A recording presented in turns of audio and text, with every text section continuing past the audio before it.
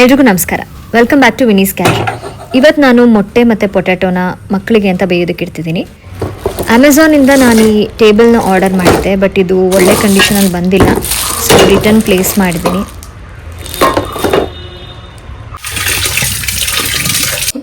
ಇವತ್ತು ನನಗೆ ಅವ್ರ ಜೊತೆ ಕೂತ್ಕೊಂಡು ಫೀಡ್ ಮಾಡೋಷ್ಟು ಟೈಮ್ ಇಲ್ಲ, ಬಿಕಾಸ್ ನಾನು ಇನ್ನೂ ಏನೂ ಅಡುಗೆನೇ ಮಾಡಿಲ್ಲ. ಅದಕ್ಕೆ ಅವ್ರಿಗೆ ಅವ್ರ ಬೌಲ್ಗೆ ಚಿಕ್ಕದಾಗಿ ಕಟ್ ಮಾಡಿ ಹಾಕ್ಕೊಡ್ತಾ ಇದ್ದೀನಿ.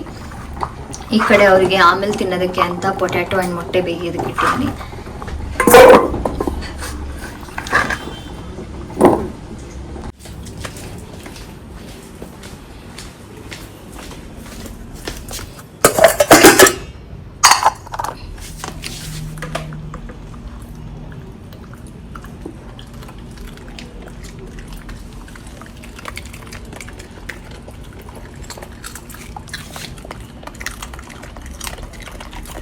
ನಾನಿಲ್ಲಿ ಜೀರಾ ವಾಟರ್ ರೆಡಿ ಮಾಡ್ಕೊಂಡಿದ್ದೀನಿ. ಇದಕ್ಕೆ ಒಂದು ಸ್ವಲ್ಪ ಘೀ ಹಾಕ್ತೀನಿ.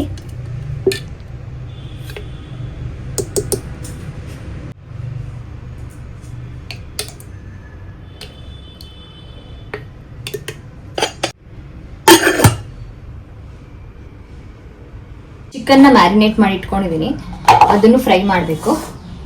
ಈಗ ರೈಸ್ ಕುಕ್ ಮಾಡಿ ಈ ಗ್ರೇವಿನ ರೆಡಿ ಮಾಡಿ, ನಾನು ಆ್ಯಕ್ಚುಲಿ ಹಸಿಮೆಣಸಿನ್ಕಾಯಿ, ಈರುಳ್ಳಿ ಮತ್ತು ಚೀಸ್ ಇಷ್ಟರಲ್ಲೇ ಒಂದು ಗ್ರೇವಿ ಮಾಡ್ತಾ ಇದ್ದೀನಿ. ಅದಕ್ಕೆ ಒಂಚೂರು ಉಪ್ಪು ಮತ್ತು ಪೆಪ್ಪರ್ ಹಾಕ್ತೀನಿ. ಇನ್ಸ್ಟಾಗ್ರಾಮಲ್ಲಿ ಎಮಾದಾಕ್ಷಿ ಅಂತ ಅದು ತುಂಬ ವೈರಲ್ ಆಗಿತ್ತು ರೆಸಿಪಿ, ಸೊ ಅದನ್ನು ಮಾಡ್ತಾ ಇದ್ದೀನಿ. ತುಂಬ ಆ್ಯಕ್ಚುಲಿ ಟೇಸ್ಟಿಯಾಗಿರುತ್ತೆ ಅದು. ಸೊ ಅದನ್ನು ಮಾಡಿಕೊಂಡು ಚಿಕನ್ ಒಂಚೂರು ಸೈಡಲ್ಲಿ ಫ್ರೈ ಮಾಡಿಕೊಂಡು ಅದನ್ನೇ ಇವತ್ತು ತಿಂತೀನಿ. ಅನ್ನಕ್ಕೆ ಇಡ್ತಿದ್ದೀನಿ ಇವಾಗ. So that's my meal for today. ನಿನ್ನೆ ನಾನು ವಚನ್ ಲಾಂಗ್ ಡ್ರೈವ್ ಹೋಗಿದ್ವಿ. ನಾನು ಮನೆಗೆ ವಾಪಸ್ ಬರೋದೇ 1:30 2 o'clock ಆಗೋಯ್ತು. ಆಮೇಲೆ ಮಲ್ಕೊಳ್ಳೋದು 5 o'clock ಆಯಿತು. ಸೊ ನಿದ್ದೆ ಇರಲಿಲ್ಲ. ಅದಕ್ಕೆ ನಾನು 1 o'clockಗೇನೋ ಎದ್ದಿದ್ದು, 12:30ಗೇನೋ ಎದ್ದಿದ್ದು. ಮಾರ್ನಿಂಗ್ ಕೆಲಸ ಬಂದಾಗ ಎದ್ದು ಕೆಲಸ ಅವ್ರ ಪಾಡಿಗೆ ಅವ್ರು ಕೆಲಸ ಮಾಡ್ತಿರೋ ನಾನು ಮಲ್ಕೊಂಡಿದ್ದೆ. ಕೆಲಸ ಮುಗಿಸಿ ಅವ್ರು ಹೋದ್ರು, ನಾನು ಡೋರ್ ಲಾಕ್ ಮಾಡ್ಕೊಂಡು ಮಲಗ್ದೋಳು 12:30ಗೆ ಎದ್ದಿದ್ದು. ಸೊ ಟೈಮ್ ಆಗಿಬಿಟ್ಟಿದೆ. ಮಕ್ಕಳಿಗೆ ಕೊಟ್ಟಾಯ್ತು. ಸೊ ಅದಕ್ಕೆ ನಂದು ಇವಾಗ ಬ್ರಂಚ್, ನೋ ಬ್ರೇಕ್ಫಾಸ್ಟ್, ಒಟ್ಟಿಗೆ lunch and breakfast. So it's a brunch today. ನಾನಿಲ್ಲಿ ಈರುಳ್ಳಿ ಮತ್ತು ಹಸಿಮೆಣಸಿನ್ಕಾಯಿನ ಚಾಪ್ ಮಾಡಿ ಇಟ್ಕೊಂಡಿದ್ದೀನಿ. ನಾನು ಗಾರ್ಲಿಕ್ ಇಲ್ದಿರೋದನ್ನ ನೋಟಿಸೇ ಮಾಡಿಲ್ಲ. ಸೊ ಗಾರ್ಲಿಕ್ ಒಂದು ಮಿಸ್ಸಿಂಗು. ಸೊ ಚೀಸ್, ಈರುಳ್ಳಿ ಮತ್ತು ಹಸಿಮೆಣಸಿನ್ಕಾಯಿ ಇಷ್ಟರಲ್ಲಿ ನಾನು ಒಂದು ಗ್ರೇವಿ ಪ್ರಿಪೇರ್ ಮಾಡ್ತೀನಿ. ಚಿಕನ್ನ ಮ್ಯಾರಿನೇಟ್ ಮಾಡಿ ಇಟ್ಕೊಂಡಿದ್ದೀನಿ. ಸೊ ಸೈಡಲ್ಲಿ ಚಿಕನ್ನು ಫ್ರೈ ಮಾಡ್ಕೊತೀನಿ. ರೈಸ್ ಪ್ರಿಪೇರ್ ಮಾಡಿ, ಅದೇ ನನಗಿವಾಗ ಲಂಚ್.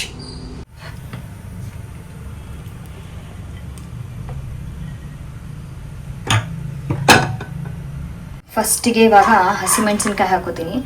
ಹಸಿಮೆಣಸಿನ್ಕಾಯಿಗೆ ಖಾರ ಎಲ್ಲ ನೀಟಾಗಿ ಬಿಟ್ಕೋಬೇಕು. ಈಗ ಇದಕ್ಕೆ ಈರುಳ್ಳಿ,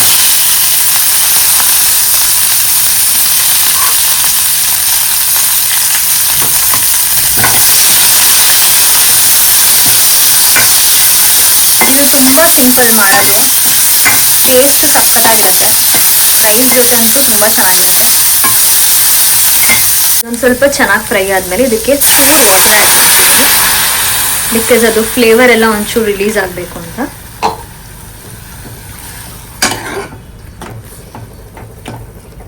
ಸೊ ಈ ವಾಟರ್ ಜೊತೆ ಒಂದು ಸ್ವಲ್ಪ ಹೊತ್ತು ಅದು ಕುದಿಯೋದಕ್ಕೆ ಬಿಡಬೇಕು. ಅದು ಕುದಿಯುವಾಗ ನಾವು ಚೀಸ್ ಆ್ಯಡ್ ಮಾಡೋಣ. ಈಗ it's time to add in cheese. Cheese ಎಷ್ಟು ಬೇಕಾದರೂ ಆ್ಯಡ್ ಮಾಡ್ಕೋಬೋದು. ನನಗೆ 3 slices ಆ್ಯಡ್ ಮಾಡ್ತಾ ಇದ್ದೀನಿ.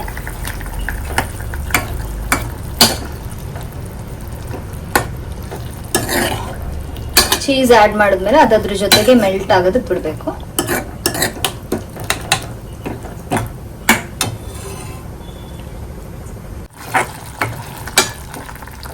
ಈಗ ಇದಕ್ಕೆ ಸ್ವಲ್ಪ ಸಾಲ್ಟ್ ಹಾಕೋಣ. ಸಾಲ್ಟ್ ಆ್ಯಕ್ಚುಲಿ ಜಾಸ್ತಿ ಆ್ಯಡ್ ಮಾಡಬಾರ್ದು, ಸ್ವಲ್ಪ ಹಾಕಬೇಕು. ಬಿಕಾಸ್ ಚೀಸಲ್ಲೂ ಸಾಲ್ಟ್ ಇರೋದ್ರಿಂದ ಸಾಲ್ಟ್ ತುಂಬ ಆಗಿಬಿಟ್ರೆ ಚೆನ್ನಾಗಿರಲ್ಲ, ಉಪ್ಪು ಆಗಿಬಿಡುತ್ತೆ. ಆ್ಯಂಡ್ ಪೆಪ್ಪರ್ ನಿಮಗೆ ಖಾರ ಎಷ್ಟು ಬೇಕೋ ಅಷ್ಟು ಹಾಕೋಬೋದು.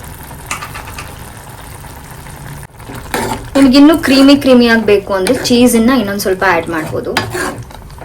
ಐ ಥಿಂಕ್ ನಾನು ಇನ್ನೊಂದು ಸ್ಲೈಸ್ ಚೀಸ್ ಆ್ಯಡ್ ಮಾಡ್ತೀನಿ ಇದಕ್ಕೆ.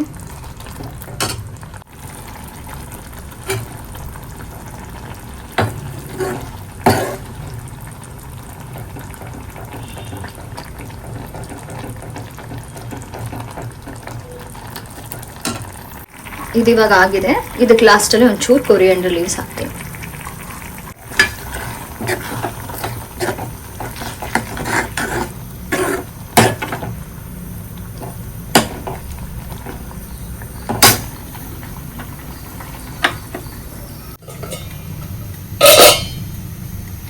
ಮೂರ್ನಾಲ್ಕು ದಿನದಿಂದ ಮಕ್ಕಳಿಗೆ ಹೆವಿ ಪ್ರೋಟೀನ್ ಆಗಿಬಿಟ್ಟಿದೆ. ಅದಕ್ಕೆ ಇವತ್ತು ಅವರಿಗೆ ಚಿಕನ್ ಮಾಡ್ತಾ ಇಲ್ಲ, ನನಗೆ ಮಾತ್ರ ಒಂದು 250 ಗ್ರಾಮ್ಸ್ ತರಿಸ್ಕೊಂಡು ಮಾಡ್ಕೊಂಡಿದ್ದೀನಿ. ಇವತ್ತು ಲೇಟ್ ಆಗಿರೋದ್ರಿಂದ ನಾನು ಚಿಕನ್ ರೆಸಿಪಿನ ತೋರಿಸ್ತಾ ಇಲ್ಲ, ನೆಕ್ಸ್ಟ್ ಟೈಮ್ ತೋರಿಸ್ತೀನಿ.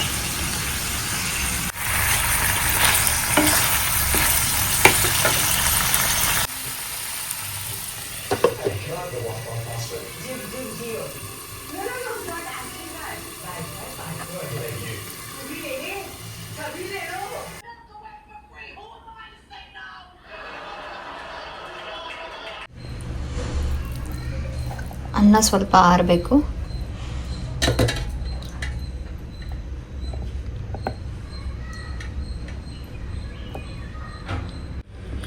ಇವತ್ತು ನಾನು ಅವ್ರಿಗೆ ಎಗ್ ಯೋಕ್ ಕೊಡ್ತಾ ಇಲ್ಲ, ಬರೀ ವೈಟ್ ಮಾತ್ರ ಕೊಡ್ತಿದ್ದೀನಿ.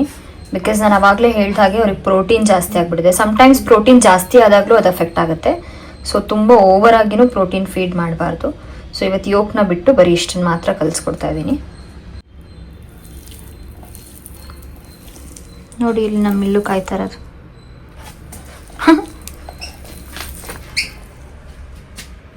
ಮಿಲ್ಲು ಕೊಪ್ಪು ನೋಡಿ, ಅವನಿಗೆ ಎಷ್ಟು ಚೆನ್ನಾಗಿ ಅಂದ್ಕೊಡ್ತೀನಿ ಅಂತ. ಇವಳು ಗಲಾಟೆ ಹಿಡಿದು. ಈಗ ಇದಕ್ಕೊಂಚೂರು ಕೋಕೋನಟ್ ಆಯಿಲ್ ಹಾಕ್ತಿದ್ದೀನಿ, ಅದನ್ನು ಮಿಕ್ಸ್ ಮಾಡ್ತೀನಿ.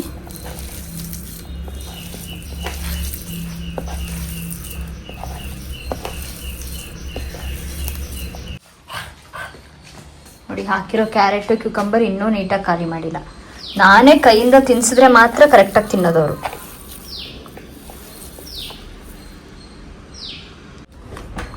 ನಮ್ಮ ಕೋಕೋ ಅಂತೂ ಕಾಯೋದೇ ಇಲ್ಲ ಕೊಡೋವರೆಗೂ. ಆ ಕ್ಯಾರೆಟು ಕ್ಯೂಕಂಬರ್ ಜೊತೆಗೆ ಮಿಕ್ಸ್ ಮಾಡಿ ಹಾಕಿದ್ದೀನಿ.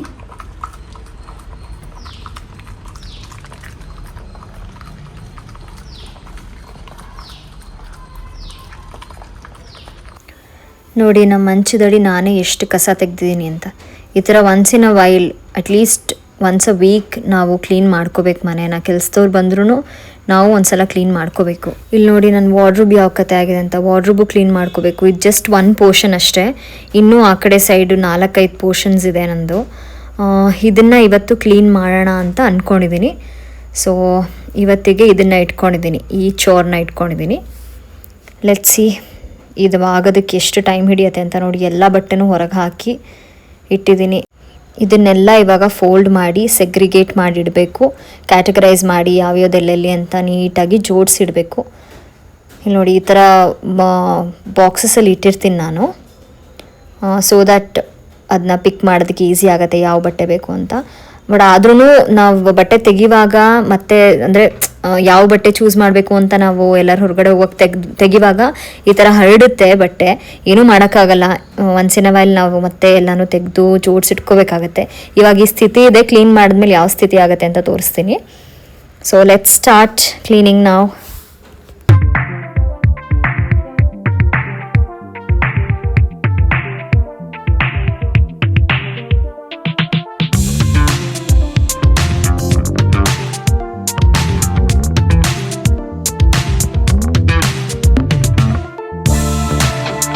ಇನ್ನೂ ಇಷ್ಟೇ ಆಗಿರೋದು. ಜೀನ್ಸ್ ಪ್ಯಾಂಟ್ ಇದೆಲ್ಲ ಸ್ವಲ್ಪ ಬ್ರಾಡ್ ಇರೋಂಥದ್ದು ಜೀನ್ಸ್ ಪ್ಯಾಂಟ್ಸು, ಇದೆಲ್ಲ ಫ್ಯಾನ್ಸಿ ಪ್ಯಾಂಟ್ಸು, ಇದೆಲ್ಲ ಪೆನ್ಸಿಲ್ ಕಟ್ ಬರುತ್ತಲ್ಲ ಆ ಥರದ್ದು. ಅದು ಶಾರ್ಟ್ಸ್ ಇನ್ನೊಂದು ಸ್ವಲ್ಪನೇ ಮಡಚಿರೋದು, ಇನ್ನೂ ಸುಮಾರಿದೆ. ಡ್ರೆಸ್ಸಸ್ಸು ಇದು ನಾನು ಯೂಸ್ ಮಾಡದಿರೋ ಡ್ರೆಸ್ಗಳು ಈ ಕಡೆ ಇಟ್ಟೆ. ಎಲ್ಲ ಹೊಸ ಡ್ರೆಸ್ಗಳು ವಿತ್ ಟ್ಯಾಗ್ ಇದೆ, ಬಟ್ ನಾನು ಯೂಸ್ ಮಾಡಲ್ಲ, ಸೊ ಅದನ್ನು ಸೈಡಿಗೆ ಇಟ್ಟಿದ್ದೀನಿ. ಇದೆಲ್ಲ ಯೂಸ್ ಮಾಡೋವಂಥ ಬಟ್ಟೆಗಳು. ಇಷ್ಟು ಮಡ್ಚಿದ್ದೀನಿ ಅಷ್ಟೇ, ಇನ್ನೂ ಮಡ್ಚಬೇಕಾಗಿರೋದು ಇನ್ನೂ ಸುಮಾರಿದೆ. ಇದು ಜಸ್ಟ್ ಇದೊಂದು ವಾರ್ಡ್ರೋಬ್ ಅಷ್ಟೇ. ಅಲ್ಲಿ ನೋಡಿ ಒಳಗಡೆನೂ ಇನ್ನೂ ಸುಮಾರು ಡ್ರೆಸ್ಗಳಿದ್ದಾವೆ. ಇಲ್ಲೆಲ್ಲ ಎಷ್ಟೊಂದಿದೆ. ಇದೆಲ್ಲ ಹ್ಯಾಂಗರ್ಗೆ ಹಾಕಿರೋದಕ್ಕೆ ಬಚಾವು, ಇಲ್ಲಾಂದರೆ ಅದು ನೀಟಾಗಿರ್ತಿರ್ಲಿಲ್ಲ. ಸೊ ಇಷ್ಟಿನ್ನೂ ಪೆಂಡಿಂಗ್ ಇದೆ ಕೆಲಸ. ಈ ಕಡೆ ವಾರ್ಡ್ರೋಬ್ದು ಇವತ್ತು ಮಾಡೋಕ್ಕಾಗಲ್ಲ, ಸೊ ಮೇ ಬಿ ಇನ್ನೊಂದು ದಿನ ಇಟ್ಕೋತೀನಿ. ಸೊ ಇದೊಂದು ದಿನ ಮಾಡಬೇಕು.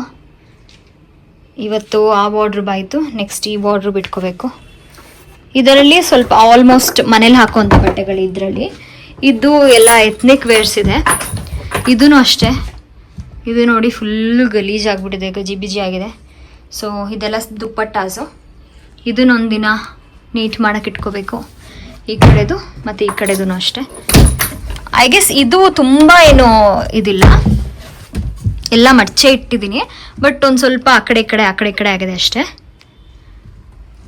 ಸೊ ಇದನ್ನೊಂದಿನ ಸೆಗ್ರಿಗೇಟ್ ಮಾಡೋಕ್ಕೆ ಇಟ್ಕೋಬೇಕು. ಸೊ 4 ದಿನ ವಾರ್ಡ್ರೋಬ್ಗೆ ಅಂತಲೇ ಇಟ್ಬಿಡ್ಬೇಕು ನಾನು.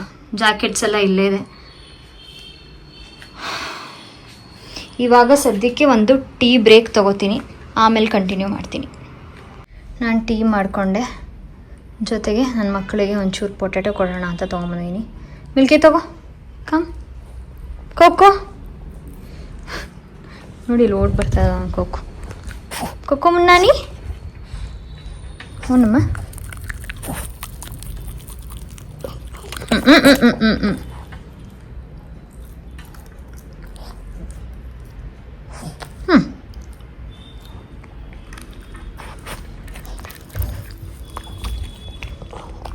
ಈಗ ಮತ್ತೆ ಮಕ್ಕಳಿಗೆ ಇನ್ನೊಂದು ಟ್ರಿಪ್ ಊಟ ಕಲಿಸಿ ಹಾಕ್ತಿದ್ದೀನಿ. ಆದರೆ ಇವಾಗ ತುಪ್ಪದ ಜೊತೆ ಹಾಕ್ತಾ ಇದ್ದೀನಿ. ಇಟ್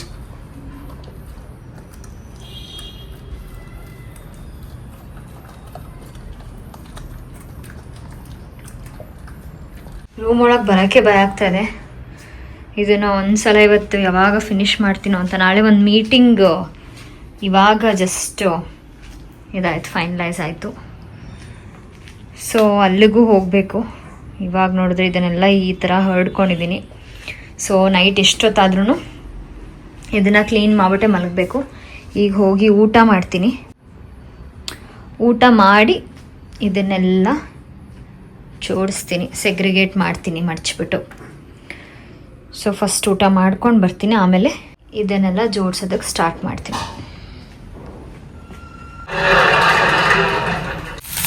ಪ್ಯಾನಲ್ಲಿ ಒಂಚೂರು ಗೀ ರೋಸ್ಟ್ ಮಸಾಲ ಮಿಕ್ಕಿತ್ತು. ಸೊ ಆ ಮಸಾಲಾನ ವೇಸ್ಟ್ ಮಾಡೋದು ಬೇಡ ಅಂತ ಒಂದು ಸ್ವಲ್ಪ ಕಾರ್ನ್ ಹಾಕ್ಕೊಂಡು ಫ್ರೈ ಮಾಡ್ಕೊಂಡೆ. ಮಕ್ಕಳಿಗೆ ಕಾರ್ನ್ ಕೊಡೋ ಹಾಗಿಲ್ಲ, ಸೊ ನಾನು ಒಬ್ಬಳೇ ತಿನ್ನೋದಕ್ಕೆ ಮಾಡ್ಕೋತಾ ಇದ್ದೀನಿ. ಇವಾಗ ಕಾರ್ನ್ ತಿಂತಾ ಇದ್ದೀನಿ. ಟೈಮ್ 10:57 ಆಯಿತು. ಫೈನಲಿ ಎಲ್ಲ ಜೋಡಿಸಿ ಮುಗೀತು. ಇದನ್ನು ಇಡೋಕ್ಕೆ ಜಾಗ ಸಾಲ್ತಾ ಇಲ್ಲ. ಸೊ ಇದನ್ನು ಎಲ್ಲಿಡಬೇಕು ಅಂತ I have to figure out. ಈ ಪೋರ್ಷನ್ ಮುಗೀತು. ಈ ಕಡೆ ಕಬೋರ್ಡು, ಇದನ್ನ ಇನ್ನು ಯಾವಾಗ ಕ್ಲೀನ್ ಮಾಡ್ಕೋತೀನೋ ಗೊತ್ತಿಲ್ಲ. ಇದು ಎಷ್ಟಿದೆ ಕ್ಲೀನ್ ಮಾಡೋದು. ಸೊ ಇದಕ್ಕೊಂದಿನ ಕ್ಲೀನ್ ಮಾಡಬೇಕು. ಸದ್ಯ ಈ ಕಡೆ ಆಯಿತು. ಸೊ ನೋಡಿ ಎಷ್ಟು ಬಟ್ಟೆ ಇದೆ. ಈ ಬಟ್ಟೆಗಳನ್ನ ಇಡೋದಕ್ಕೆ ಜಾಗನೇ ಇಲ್ಲ ನನಗೆ. ಇವಾಗ ಇದನ್ನ ಎಲ್ಲಿಡಬೇಕು ಅಂತ ಯೋಚನೆ ಮಾಡಬೇಕು. ಇದಿಷ್ಟು ಒಗೆಯೋ ಬಟ್ಟೆ, ಒಗೆಯೋದಕ್ಕೆ ಹಾಕಿದ್ದೀನಿ. ಅಂದರೆ ಇಟ್ಟು ಒಂದು ಸ್ವಲ್ಪ ಅದು ಕಲೆ ಆಗಿಬಿಟ್ಟಿದೆ. ಸೊ ಅದಕ್ಕೆ ಒಗೆಯೋಕ್ಕೆ ಹಾಕಿದ್ದೀನಿ. ಫೈನಲಿ ಅದಕ್ಕೂ ಜಾಗ ಮಾಡಿದೆ. ಈ ಡ್ರಾವರ್ ಓಪನ್ ಮಾಡಿದ್ರೆ ಇದರಲ್ಲೆಲ್ಲ ಸನ್ಗ್ಲಾಸಸ್ಸು, ವಾಚಸ್ ಇದೆ ಅಂತ ನೀವು ಅನ್ಕೋಬೋದು. ಬಟ್ ಇದು ಯಾವ ಸನ್ಗ್ಲಾಸಸ್ ಬಾಕ್ಸಲ್ಲೂ ಸನ್ಗ್ಲಾಸಸ್ ಇಲ್ಲ. ನಾನು ಸನ್ಗ್ಲಾಸಸ್ನೆಲ್ಲ ಬೇರೆ ಬಾಕ್ಸಲ್ಲಿ ಇಟ್ಟಿದ್ದೀನಿ. ಇದೆಲ್ಲ ಖಾಲಿ ಬಾಕ್ಸಸ್.